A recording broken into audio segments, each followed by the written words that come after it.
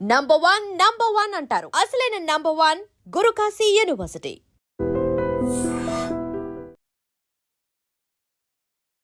అరే ఓ చక్రధర్ నువ్వు కాంగ్రెస్ పార్టీకి రాజీనామా చేశానని తమాషాలు చేస్తున్నావు. నువ్వు ఒకసారేమో బీజేపీ అని చెప్పుకుంటావు, ఒకసారేమో బహుజన సమాజ పార్టీ అని చెప్పుకుంటావు. ఈ రోజు కాంగ్రెస్ పార్టీ అధికారంలో రాగానే కాంగ్రెస్ పార్టీ జాయిన్ అయ్యి నర్సరెడ్డి అని పిచ్చుకుంటా. నువ్వు ఏదో టెంపుల్ రన్ గేమ్ లెక్క ఆ పట్టాలెక్కి ఈ పట్టాలెక్కి తమాషాలు కాదు బిడ్డ. ఒకటే చెప్తున్నా, పూజల హరికృష్ణ పుట్టిందే కాంగ్రెస్ పార్టీలా, చచ్చిపోయి కూడా కాంగ్రెస్ పార్టీలని. ఇలాంటి సమాధానం చెప్పే అవసరం పూజల హరికృష్ణ గానీ మైనంపల్లి హనుమంత్ అన్న గానీ లేదు. మళ్ళొకసారి కాంగ్రెస్ పార్టీ గురించి మాట్లాడితే నీ నెత్తి మీద కాలేడు దొక్కుతా. నువ్వు ఏమనుకుంటున్నావు? మా నువ్వు ఓనోన్ కోసానికి ఎవడోడో నేను నీకు చైర్మన్ చేస్తా, నీతో పిచ్చర్ అవుతారా రా? నువ్వు ఒక లీడర్ రా నీ బతుకుకి? నువ్వు పిచ్చ నువ్వు నీ దోస్తుల దగ్గర రాజకీయం చేసిన నువ్వు మా గురించి మాట్లాడతావు. అలా ఒక కాంగ్రెస్ పార్టీ కార్యకర్త తెలుసుకుంటే ఏమవుతుందో రేపంచో నీకు చూపిస్తాం బిడ్డ. నువ్వు ఏమనుకుంటున్నావు?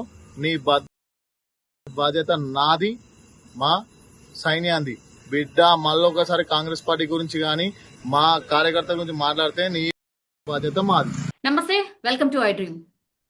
నిన్న యాక్చువల్లీ కాంగ్రెస్ పార్టీకి రాజీనామా చేసిర్రు సిద్దిపేట జిల్లా నాయకులు చక్రధర్ గౌడ్ గారు. ఏంటి రీజన్?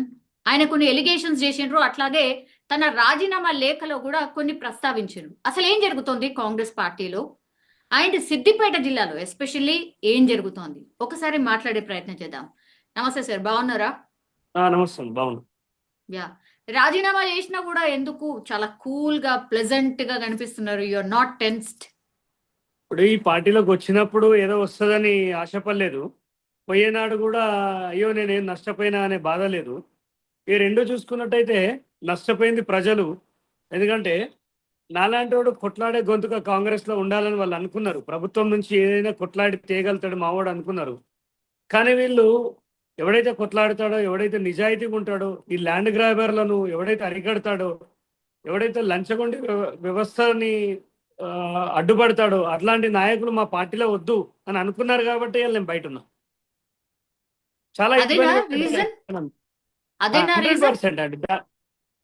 అంతకు మించి చెప్పండి. ఇవాళ అధికార పార్టీలో ఉండాల్సిన నేను బయట ఎందుకుంటా మీరు చెప్పండి? సైలెంట్గా ఉన్నా, నాకు ఏ అవసరం లేకున్నా.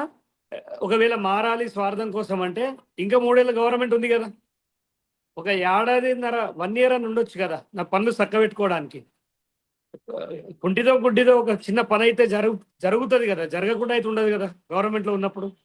మరి ఎందుకు బయటకు వచ్చినా అంటే అక్కడ పార్టీని బతకనివ్వట్లేదు. కార్యకర్తలు అందరూ నిరుత్సాహంగా ఉన్నారు. జెడ్పీటీసీ, ఎంపీటీసీ, సర్పంచ్లో ఇప్పుడు ఏదైతే పేటరేగిపోతుండో మైనంపల్లి, ఒక్క సర్పంచ్ని గెలిపి చూపించమని ఆయనతో అవుతుందా అండి? ఏదో కిస్మత్ బాగుండి ఇంత ఎమ్మెల్యే అయ్యిండు గతంలో, కానీ భ్రష్టు పట్టించేస్తారు. మొత్తం కబ్జాల మయమైపోయింది. రైతుల భూమికి రక్షణ లేదు. మీకు ఒక్కటి చెప్తానండి, నేను వచ్చిన నేపథ్యమే రైతు నేపథ్యం.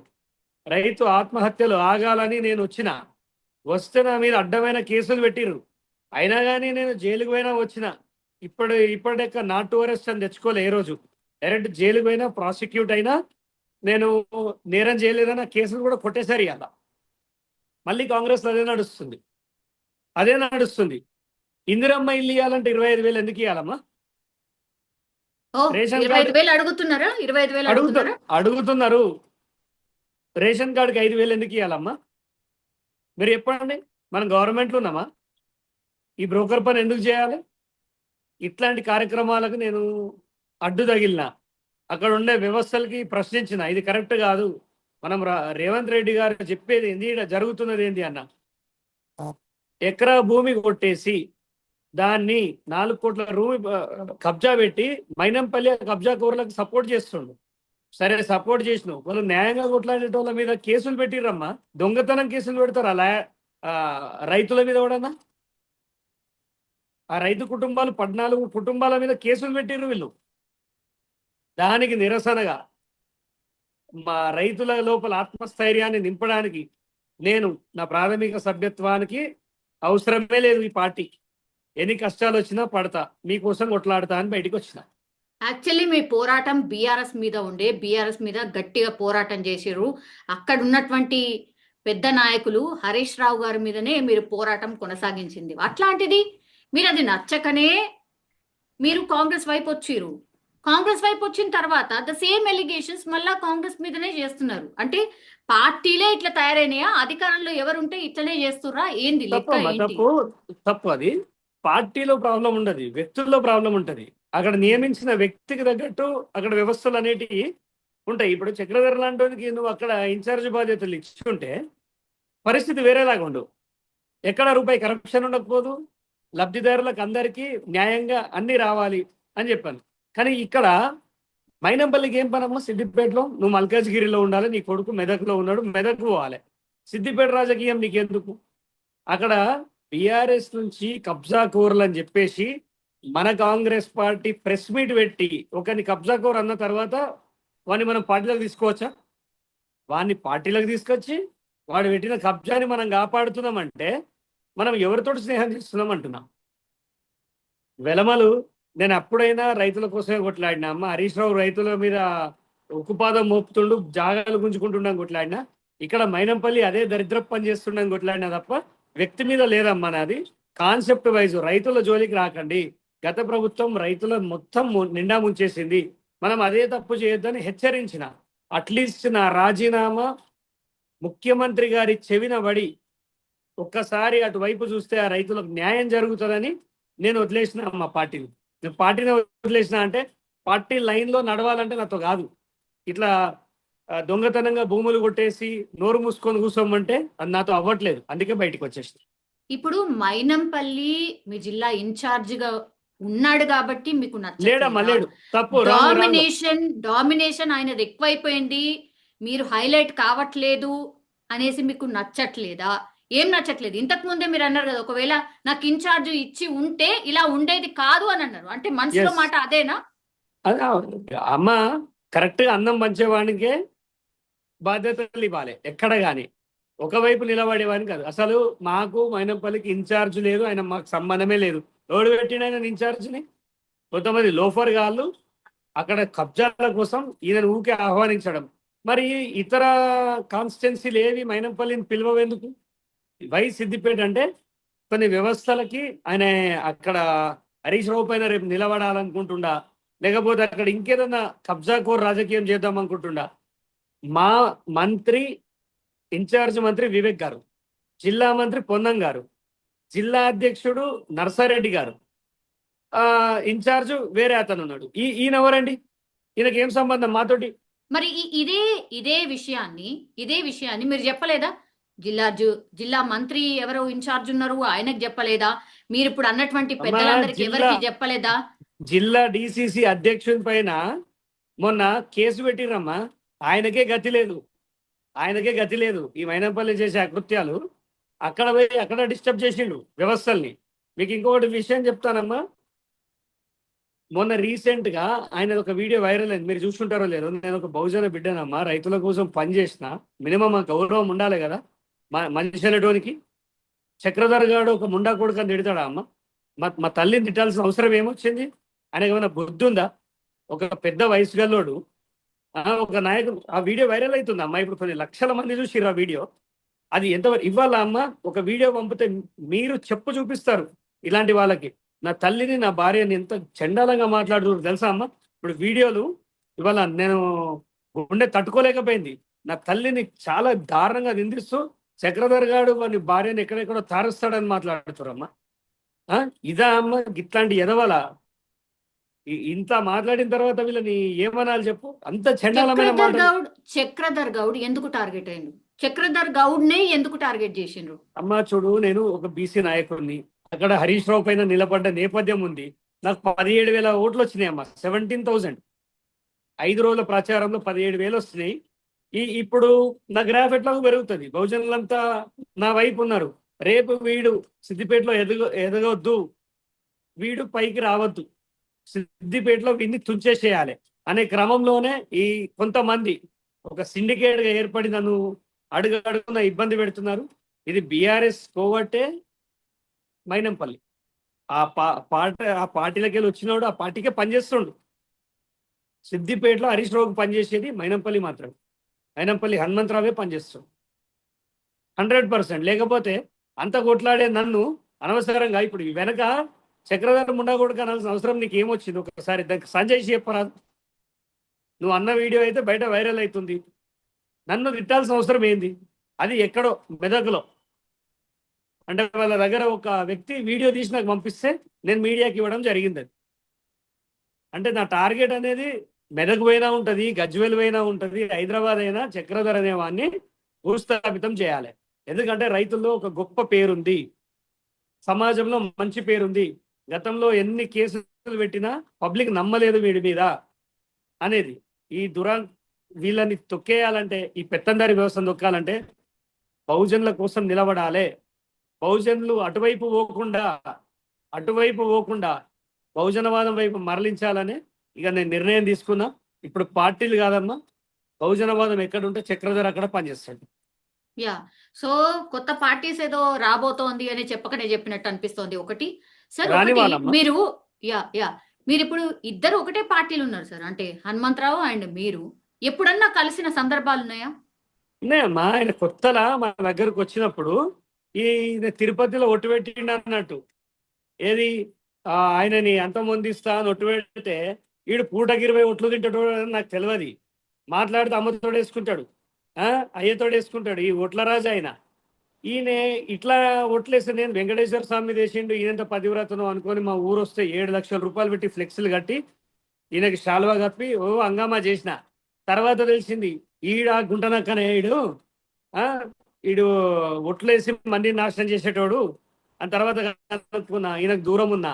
ఎందుకంటే ఎవరైనా మా ఇప్పుడు తెలంగాణ ఉద్యమం గురించి పోరాడినప్పుడు వాడు దొంగో లంగో మనమైతే ఆహ్వానించినాం కదా, జై తెలంగాణ అన్నందుకైతే ఆహ్వానించినాం. తర్వాత మన నేచర్ తెలిసిన తర్వాత దూరం పెట్టినాం. ఈయన మంచోడు అనుకో నేను చాలాసార్లు నేను అప్రిషియేట్ చేసిన. ఆయన కూడా నన్ను దగ్గర తీసిండు. మరి ఆయన మనసులో ఏ విషయం ఉందో సడన్ గా చక్రధర్ గాని తొక్కేయాలి, నేను వచ్చి సిద్దిపేటలో నిలబడతా అంటావు. గాడిదలుగా వస్తావు మరి మల్కాజ్గిరిలో అవన్నీ నిలబెడతావు. సిద్దిపేటకు వచ్చి నిలబడతా అంటున్నామ్మా. ఆడ పోలీస్ కేసులు చేసుకున్నది మేము. అంటే ఏడ ప్లేట్ ఉంటే ఏడ పచ్చగా ఉంటాడో పోయి మెక్కాలి, కొంచెమైనా సిగ్గుండాలి. ఒక బహుజన నాయకుని పట్టుకొని ఆయన తల్లిని తిడతావా? నువ్వేం చదువుకున్నావు? నువ్వు అమెరికాలో ఏం పని చేసినావు? చిప్పలు గడిగుంటావు. అందుకే చిప్పలు గడిగేవాడి లాంగ్వేజ్ కూడా ఇంకా సాఫ్ ఉంటుంది. అంత చండాలంగా మాట్లాడినమ్మా మా ఇంట్లో వాళ్ళని. ఒక బజారు వీధి రౌడీ కంటే వేస్ట్ ఫెలో. ఎందుకు ఇంత పర్సనల్ గా టార్గెట్ చేయాల్సిందేంటి? సరే, మీరు చేసే పనుల మీదనో ఇంకే దాని మీదనో మాట్లాడచ్చు, ఎవరైనా మాట్లాడచ్చు. పర్సనల్ గా మరి మీ ఫ్యామిలీని టచ్ చేయడం ఎందుకు? దేనికి? మీ ఛానల్ కి నేను ఒక వీడియో పంపిస్తా అమ్మా, మీరు ప్లే చేయండి అమ్మా, నాకేం బాధ లేదు. ఎందుకంటే వ్యవస్థలో తప్పు చేసినోడు సిగ్గుపడాలి, బాధితుడు సిగ్గుపడాల్సిన అవసరం లేదు. నన్ను ఎంత గలీజ్గా తిట్టిరో మీరు అది వేయండి అమ్మా, సమాజం చూడని. నా భార్యని మీరే ఒక యాంకర్గా, ఒక మహిళామూర్తిగా మీరే చెప్తూ కొడతారు ఆ మాటలు. ఒక వ్యక్తిని అంత దారుణంగా ఎట్లా తిడతారమ్మా? ఇంట్లో పిల్లలు ఉంటారు, మా పిల్లలు ఏమైపోతారు? చదువుకునే పిల్లలు. మా తల్లిని ఇట్లా తిడుతుండే. ఇప్పుడు మీరున్నారు, ఉద్యోగం చేస్తారు, బ్యాడ్ కామెంట్ పెట్టడం కన్నా కొంచెమైనా ఇంగితం ఉండాలి కదా. తను ఒక మహిళ బయటకు వచ్చి ఉద్యోగం చేసుకుంటుందనే మినిమం కన్సర్న్ ఉండాలి కదా. మహిళలను నువ్వు నాతో యుద్ధం చేసినప్పుడు నన్ను తిట్టాలి. నేను ఇప్పటి వరకు హరీష్ రావు అమ్మ డైరెక్ట్ గా నా కుటుంబాన్ని ఏ రోజు తిట్టలే, నేను ఆయన కుటుంబాన్ని తిట్టలే. మేమిద్దరం పాలసీ ప్రకారం కొట్లాడుకున్నాం, ఒక హెల్దీగా కొట్లాడుకున్నాం. ఎస్, ఇవాళ వీళ్ళని చూస్తే, ఈ ఎదవాళ్ళని చూస్తే అక్కడ చేసిన పోరాటంలో ఒక స్పిరిట్ ఉంది. ఇదేందమ్మా, కుటుంబాల మీదకి వచ్చి వీని భార్యని ఇచ్చేస్తా, వీని భార్యని అజ్జేస్తా అంటే ఈ ఎదవల మీద అట్రాసిటీ కేసులు పెట్టాలి, వీళ్ళ మీద పోక్సో కేసులు పెట్టాలి, వీళ్ళ మీద రేప్ కేసులు పెట్టాలమ్మా. భద్రత లేదు. ఈ మైనంపల్లి అనేవాడు చాలా డేంజరస్ ఫెలో. ఇతన్ని అరికట్టకపోతే రాష్ట్ర ప్రభుత్వం పరువు గంగలో కలుస్తుంది అని చెప్తుంది. ఇంత చెప్తున్నారు, ఇన్ని కంప్లైంట్స్ ఉన్నాయి ఆయన మీద. మరి ఎందుకని మీరు అంటే పిసిసి చీఫ్ పిసిసికి చెప్పినాం, మరి పట్టించుకుంటలేరు. మరి సిద్దిపేట మీరు ఎవ్వడు పట్టించుకోకపోతే మరి అక్కడ ఓట్లు వద్దా చెప్పండి? ఆ వ్యవస్థ వద్దా? హరీష్ రావు దగ్గర పైసలు తీసుకున్నారా? హరీష్ రావు బ్యాగులు పంపించిండా? దానికైనా ఫోన్ ట్యాపింగ్ కేసు కొట్టేసింది మీరు, ఆయనను రక్షించింది మీరు. అంత కష్టపడి హైకోర్టు చుట్టూ తిరిగి అంత కేసు పెట్టినా కదా అమ్మా. ఏమైంది ఆ కేసు? పరువు పోయింది. ఫోన్ ట్యాపింగ్ కేసు కొట్టేస్తే పరువు నాది పోలే, రాష్ట్ర ప్రభుత్వానికి పోయింది. ఓడిపోయిండు. రాష్ట్ర ప్రభుత్వం సైడ్ వాదించిన వాళ్ళు ఓడిపోయారు. చక్రధర్ ఏముందమ్మా, నాకు అన్యాయం జరిగిందన్న నేను చూపించిన, నా వరకు చేస్తాను, నేను జడ్జినా కాదు కదా. న్యాయ నిర్ణేత ఎవరు? మీరు నేను ఎందుకైతాం? మనం ప్రజల యొక్క వాయిస్ మీరు వినిపిస్తారు, నేను వినిపిస్తా. ఫైనల్ డెసిషన్ ఎవరు తీసుకోవాలి? న్యాయస్థానాలే కదా. అది అమ్మ, ఈ మైనంపల్లి, ఈ హరీష్ రావు, వీళ్ళంతా ఒకటే కేటగిరీ. వీళ్ళంతా దొరలు, వీళ్ళ లేరు. మనల్ని డైరెక్ట్ కొట్టారు. మళ్ళా గౌడ్ని కొట్టాలంటే గౌడు, యాదవ్ని కొట్టాలంటే యాదవ్. మొన్న యాదవ్లను ఎట్లా తిడుతుండమ్మా? ఒక యాదవ్ లీడరు రాధాకృష్ణ యాదవ్ మల్కాజ్గిరిలో ఆయనని ఎంత దారుణంగా తిడుతుండు. ఏం అహంకారం చూసుకొని మైనంపల్లి, తంతే 10 మంది లేరు నీ కులంలా, నీ ఎలమ జాతిలా, నీ బెండు తీస్తా. ఇప్పుడు నెక్స్ట్ ఎలక్షన్స్ లా ఇప్పుడు హరీష్ రావు కాదు, నాకు హరీష్ రావు పక్కకు పెట్టేసిన, ఇక నీ తోలు తీసుడే ఉంటది. నువ్వు ఎంత మొగోనో ఎంత సిపాయివో నేను చూస్తా. నీకు రైతులంటే ఏందో, నీ ఇల్లు మొత్తం నాగల్లేసి దున్నుతాం బిడ్డ, తమాషాలు చేస్తున్నావు. 8 మంది రైతుల మీద కేసు పెట్టిస్తావాను? అమాయకులమ్మ, భర్త చనిపోతే ఆ పైసలు, ఇన్సూరెన్స్ పైసలతో జాగ్ కొనుక్కుంటే సిగ్గుమాలిన వాళ్ళు కదా కబ్జా పెడతారా? కొంచెమైనా సిగ్గు ఉందా? చెప్పు, ఇక ఏం మాట్లాడతాం? పేద ఆడవాళ్ళ భూములు గుంజుకుంటాడు, ఆడవాళ్ళని అడ్డు పెట్టుకుంటే చక్రధర్ ఊరుకుంటాడా? ఆయన ఇప్పుడు నన్ను ఎలా తిడుతున్నారంటే ఈయన సైలెంట్ అయిపోవాలి ఫ్యామిలీని తిడితే అని. అరే బాబు, తిట్టే మీకు సిగ్గు కాదా? మాకేముంటుంది రా భయ్?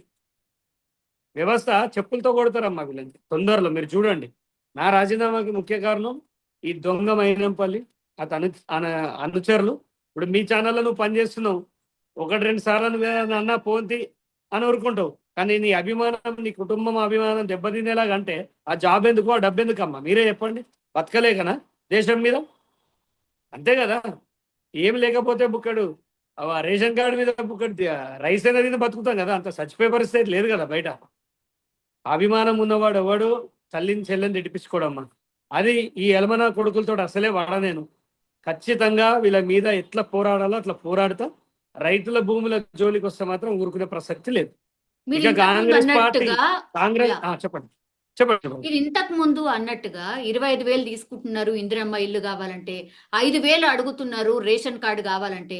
జస్ట్ ఎలిగేషన్స్ ఏమో అనుకుంటున్నారు, మీరు కూడా ఎలిగేషన్స్ చేస్తున్నారా? లేకపోతే మీ దగ్గర ప్రూఫ్ ఉందా? అమ్మా, ప్రూఫ్లు ఇస్తా, 100% ఇస్తా. ఎందుకంటే రేపు మీ దగ్గర నేను మాట తెచ్చుకోను, నేను కూడా ఇస్తాను. మొన్నటిదాకా పార్టీలో ఉన్నా కాబట్టి కొంత కడుపు చింపుకుంటే కాళ్ళ మీద పడుతుంది అన్నట్టు ఆగినాం. ఇప్పుడు ఏది చింపుకున్నా ఎవరి మీద పడది, అవన్నీ బయటికి తీస్తాం. రెండో విషయం, మీ కామెంట్స్తో అడగండి, రేషన్ కార్డుకు డబ్బులు అడుగుతురా, ఫలానా ఇందిరమ్మ ఇల్లుకు డబ్బులు అడుగుతారు. కంప్లీట్ బీఆర్ఎస్ వాళ్ళు కొనుక్కుంటారమ్మా. బీఆర్ఎస్ వాళ్ళు కొనుక్కుంటారు లిటరల్లీ. ఇలా డబ్బు వాళ్ళ దగ్గర ఉందమ్మా. లాస్ట్ గవర్నమెంట్లో పనిచేసిన బీఆర్ఎస్ వాడు కార్పొరేటర్ కానీ వార్డు మెంబర్ కానీ వాళ్ళ దగ్గర డబ్బులు ఉన్నాయి. వాళ్ళు ప్రభుత్వం నుంచి వచ్చే ప్రతి పథకం కొనుక్కుంటారు. They can afford. Normal people cannot afford money. వాళ్ళ దగ్గర డబ్బులు లేవు. పథకాల్ని కొనుక్కోవడం ఏంటి సార్?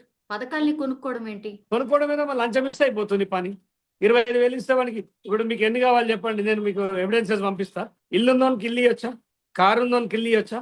ఇవ్వద్దు కదా. ₹1,00,00,000 బిల్డింగ్ ఉన్నోనికి ఇందిరమ్మ ఇల్లు ఎట్లా శాంక్షన్ అవుతుంది మీరు చెప్పండి? వచ్చినాయా ఇవన్నీ? వచ్చినాయా? 100%. I will give you the evidence. ఉత్తిగా అంటలేను. ప్లీజ్ ఎందుకంటే మాటలు ఎవరైనా మాట్లాడతారు సార్. నేను మాకు ఇవ్వండి సార్. బికాస్ మీ ఇంటర్వ్యూ చేసినప్పుడు మీరు ఇన్ని ఎలిగేషన్స్ చేసినప్పుడు దానికి ప్రూఫ్స్ కూడా చూపెట్టాలి. లేకపోతే అబద్ధం మాట్లాడినట్టు అవుతుంది. మీరు అబద్ధం చెప్పుడు, నేను ఇన్నుడు అవుతుంది. సో అది అట్లా ఎప్పుడు ఉండదు. పేపర్ పట్టుకొని చెప్తాడు. రేపు న్యాయస్థానం పైన మాటలు చెల్లాయి, అది నాకు తెలుసు. ఏదైనా డాక్యుమెంట్ ఉంటేనే మాట్లాడతా. రేపటి రోజున ప్రతి ఒక్కరిని మీరు డిఫర్మేషన్ వేస్తాడు, నాకు తెలియదా అమ్మ? పేపర్ పట్టుకునే మాట్లాడతా. అందుకే, ఎందుకంటే వీళ్ళు డిఫర్మేషన్ వేస్తే ఇచ్చే పైసలు నా దగ్గర లేవు కాబట్టి ఎవిడెన్స్ ప్రూఫ్ మాట్లాడతా. ఇవాళ ప్రభుత్వ పథకాలన్నీ అమ్ముడు పోతున్నాయి. Very simple. కొనుక్కునే వాళ్ళు బీఆర్ఎస్ వాళ్ళు, అమ్మే వాళ్ళు కాంగ్రెస్ వాళ్ళు. సింపుల్. బిజినెస్ జరుగుతుంది, వ్యాపారం జరుగుతుంది, అంతే. ప్రజా సొమ్ము అర్హత లేని వాళ్ళు అప్పనంగా దోచేస్తున్నారు. సో ఇప్పటి వరకు కూడా మీరు రాజీనామా చేయకంటే ముందు డెఫినెట్లీ పెద్దలతోని మాట్లాడే ప్రయత్నం చేసి ఉంటారు. నాకు తెలిసి మీకు ఆ ఛాన్స్ ఇవ్వలేదు కాబట్టి రాజీనామాకు వచ్చారు, అంతేనా? 100%. 1-2 నెలల నుంచి మొత్తుకుంటున్నాం, వీడు దొంగ, ఇట్లా జరుగుతుంది, పట్టించుకోరంటే. చాలా మంది చెప్పింది ఏంటంటే సిద్దిపేటలో హరీష్ రావు ఉన్నాడు, అక్కడ టచ్ చేయొద్దంటే, సరే వీళ్ళంతా హరీష్ రావుకి అమ్ముడు పోయినట్టున్నారు. ఇక మనం అమ్ముడు పోలే కాబట్టి మనం బయటికి వచ్చేద్దాం. ఎందుకంటే అల్లా ఉంటే ఇలా అమ్ముడు పోయిన వ్యవస్థలో మనం భాగస్వామ్యం అవుతాం. మనకు అవసరం లేదు. ఇప్పుడు ఒక ఇల్లంతా చెత్త చేస్తురమ్మా, అక్కడ ముక్కు మూసుకొని ఎంతసేపు ఉంటాను? ఆ ఇల్లు నీది అయితేనేమో నువ్వు సాఫ్ చేసుకుంటావు, ఆ ఇల్లే నీది కాదు. సో అట్లాంటి కంపులు భరించలేకనే బయటికి వచ్చేసి. యా, ఇప్పుడు చక్రధర్ గౌడ్ గారి ఫ్యూచర్ ఏంటి? ఎటువైపు చూస్తున్నారు? ఏంటి పోరాటం? ఏంటి నెక్స్ట్ స్టెప్ ఏంటి? మా చాలా వరకు ఈ రెడ్డిల దగ్గర కానీ ఓసీల దగ్గర ఎవరి దగ్గర అయినా చాకరీ చేసేటోళ్ళు ఎస్సీలు, బీసీలు, మైనారిటీలు వీళ్ళే ఉంటారు. మేము మనకు రాజ్యాధికారం, ఈ అమ్మ అక్క అని తిడిపించుకోవడం, ఈ దొరల పాలన ఇంకా పోలేదమ్మా. సో మా వాళ్ళని చైతన్యపరిచి, సరే చక్రధర్ మాట విని 100 మంది అయితే 100 మంది నా వైపు రాని బీసీ ఉద్యమాల వైపు నడవాలి, బీసీ ఆత్మగౌరవాన్ని కాపాడుకోవాలి. మనవాడు మన దగ్గర, మనది మనకి. ఇప్పుడు తిరుపతి పోతే కదా ముదిరాజు భవనం అని ఒకటి, సో రెడ్డి భవనం అని ఒకటి ఉంటుంది. అందరు కలిపి ఒకటే భవనం ఇస్తే కొట్టుకసేస్తారు. ఎవరి ప్రాతిపదికన వాళ్ళకు ఉంటే ఎట్లుంటుందో, మేము బీసీ వైపు వెళ్ళిపోతున్నాం, బీసీల కోసం నిలబడాలని ఫిక్స్ అయినా మనం ఖచ్చితంగా. సో తీన్మార్ మల్లన్న ఏదో పార్టీ పెట్టబోతున్నారు, ఆ పార్టీ వైపు చూస్తున్నారా? అదేనా? ఒకటమ్మా, ఇప్పుడు రాజకీయ పార్టీలు కాదు, ఆ, తీన్మార్ మల్లన్న నాకు ఒక పెద్దన్న లెక్క. నేను బాగా ఇబ్బంది పడుతున్నప్పుడు ఈ దొరలందరికీ భయపడ్డారు చాలా మంది. ఆ ఒక్కడే నాకు నిలబడి నన్ను కాపాడిండు. అది ఎప్పటికీ చెప్తా, కృతజ్ఞత నా జీవితాంతం ఉంటది. ఎలా ఆయన వాయిస్ ఇవ్వడం వల్లనే చక్రధర్ అనేవాడు నిలబడ్డాడమ్మా. అది ఎవడు ఒప్పుకోకున్నా నేను ఒప్పుకుంటా. కానీ రాజకీయంగా వచ్చేవరకు అన్న ఇష్టాలు అన్నకుంటాయి, నా ఇష్టాలు నాకుంటాయి. నేను ఇప్పట్లో కొంత బ్రేక్ తీసుకుందాం అనుకుంటున్నా. ఎందుకంటే ఇవాళ ఎవరు బీసీ అని జెండా పడితే వాళ్ళ దగ్గరికి పోతా. ఫస్ట్ వెళ్లే ముందు బీసీలో మనకి 50 ఏళ్ళుగా జరుగుతున్న నష్టం ఏంది, మన వాళ్ళని మనం చైతన్యపరచాలంటే ఏ టాపిక్ మాట్లాడాలి, ప్రజల లోపలికి వెళ్ళాలంటే ఏ టాపిక్ తీసుకోవాలి, నిరుద్యోగులకు జరుగుతున్న అన్యాయం ఏంటి, అసలు మన బీసీ రాజ్యం వస్తే మనం బాగుపడతామా, మరి ఇంకే ఎలా ఉండబోతుంది లైఫ్ అనేది, అంతా నేను కొద్దిగా స్టడీ చేయాలి కదా. ఇది స్టడీ చేయాలంటే చిరంజీవులు గారు లాంటి ఉంటుంది, పాసం యాదగిరి లాంటి వాళ్ళతోటి, చాలా మంది పెద్ద మనుషులతోటి తిరిగి, తీన్మార్ మల్లన్నతోటి, విశ్వరథన్ మహారాజ్ అనుకోండి, వీళ్ళందరితో తిరిగి ఒక అనుభవం వచ్చిన తర్వాత ఒక ఆలోచనకు వస్తాం. కానీ బీసీ పార్టీలనే ఉంటాం. ఇక మీదట బీజేపీ లేదు, టీఆర్ఎస్ లేదు, కాంగ్రెస్ లేదు. ఈ 3 పార్టీల ప్రస్తావనే లేదు ఇక నా జీవితంలో. ఓకే, బీసీల వైపే ఉండబోతున్నారు, 100%. రైట్? అంతే కదా? అంత గెలుపోవటమే వాళ్ళతోటే ఉంటాం. Yes, exactly. సో లాస్ట్లీ మీరు ఇంతకు ముందు ప్రామిస్ చేసినట్టుగా ఇందిరమ్మ ఇళ్ల గురించి కానీ, లేకపోతే రేషన్ కార్డులకు సంబంధించి కానీ ప్రూఫ్స్ మాకు చూపిస్తా అన్నారు కాబట్టి, మీ ఫోన్ లో ప్రూఫ్స్ ఉంటే మాకు లైవ్ లోనే చూపించేసి సెండ్ చేస్తామమ్మా. ఇవి కాన్స్టిట్యున్సీలో ఇవన్నీ Okay. జరిగేటి కాదంటే, మొన్నటిదాకా మేము పార్టీలో ఉన్నాం కాబట్టి అవన్నీ రివీల్ చేయలేదు. ఇప్పుడు Okay. 1 by 1 అన్ని వచ్చేస్తాయమ్మా. ఎందుకు ఫ్రెష్ రేపు నిన్న మొన్న జరిగిన ఇన్సిడెంట్లు వస్తాయి. ఎందుకంటే అధికారులు కానీ, అక్కడున్న లోకల్ నాయకులు కానీ యథేచ్ఛగా డబ్బు తీసుకుంటారు. ఏముంది, టీవీ ఛానల్ ఇవాళ వేస్తారు, రేపు తీసేస్తారు. మన మీద ఎవడరా అసలు జులుం చేసేది, మనల్ని ఎవడరా సస్పెండ్ చేసేది అనే ధైర్యంతో ఉన్నారు. సో అలాంటి వాడు తప్పు చేయడానికి, ఇప్పుడు ట్రాఫిక్ పోలీసు వాళ్ళు మిస్టేక్ జరుగుతూ ఒకప్పుడు బండి తీసుకెళ్ళి పోలీస్ స్టేషన్లో పెడితే వాడు భయపడి లైసెన్స్ తెచ్చుకునేటోడు, హెల్మెట్ వేసుకునేటోడు. ఇప్పుడు ఏమైపోయింది, ఏమో చలాన్ కొట్టుకుంటాడు. డిసెంబర్లో ఎప్పుడో మనకి ఏమంటారమ్మా డిస్కౌంట్ వస్తుంది, డిస్కౌంట్ కోసం ఎదురు చూసినట్టు పార్టీలలో కూడా డిస్కౌంట్ ఆఫర్లు నడుస్తున్నాయి అమ్మ. ఏంటంటే తప్పు చేద్దాం, మన అధిష్టానం పిలిచిందనుకో, మనం తిన్నదాల్లో 60% వానికి ఇద్దాం, 40 మనం తిందాం. సో ట్రాఫిక్ ప్రభుత్వం ఎట్లుందో అధికారులు అట్లే ఉన్నారు, పార్టీ నాయకత్వం అట్లే ఉంది. ఇక మేము కళ్ళు మూసుకొని ఇలాంటి దాంట్లో ఉండాలంటే కొద్దిగా ఇబ్బంది అవుతుంది. సో ఉండలేకపోతున్నాం. రాజకీయం చేయకుండా పర్వాలేదు, కానీ ఇట్లా ఇంత చండాలంలో మనం ఉండలేమమ్మా. ఇప్పుడు ఒక అమ్మాయిని రేప్ చేయడానికి ఒక ఆటోలో వేయరనుకో అమ్మ, సపోజ్ చెప్తున్నా, ఒక ఆటో డ్రైవర్ ఆటో మాట్లాడుకుని 4 వేరు, ఒక దగ్గర అత్యాచారం జరిగింది, ఆటోని కూడా లోపలేస్తారా లేదా? ఆ ఆటో డ్రైవర్ పాత్ర పోషించాలని నాకు లేదమ్మా. తెలిసిపోయినా తెలియకపోయినా దొంగల సాహసం చేయదలుచుకోలే. సో ప్రజలతో ఉంటా, ప్రజల కోసం కొట్లాడతా. ఇది ఫైనల్ గా నేను తీసుకున్న నిర్ణయం.